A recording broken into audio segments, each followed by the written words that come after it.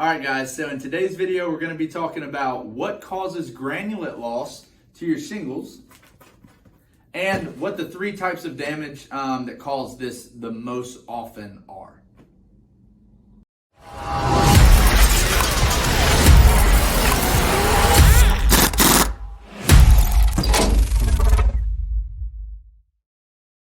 All right, guys, so the first type of damage that causes granulate loss is blistering. Blistering is brought upon by a couple of things, two main things.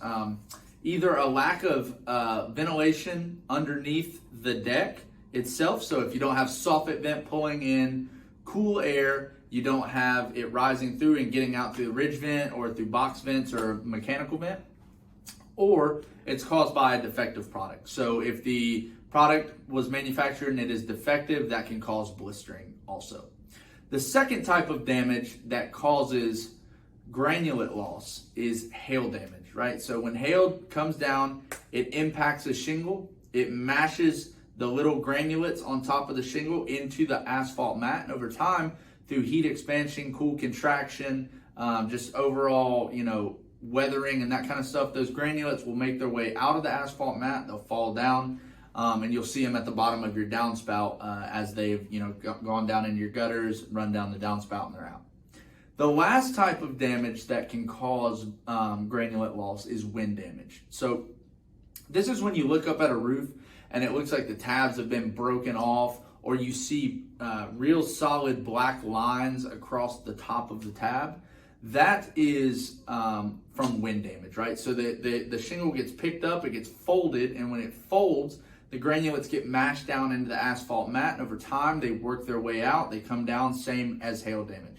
And all three of these types of damage are really important to make sure that you're looking out for, because they all massively shrink the life of the shingles. So if there's improper ventilation and your shingles are baking from the inside basically, and it's causing the asphalt to bubble up and pop and the granulates are being lost that way, that's no good, because the UV exposure to the asphalt mat is going to eat away at the shingle. Over time, you're going to have fiberglass exposure, and the shingle itself is just going to be generally in worse condition.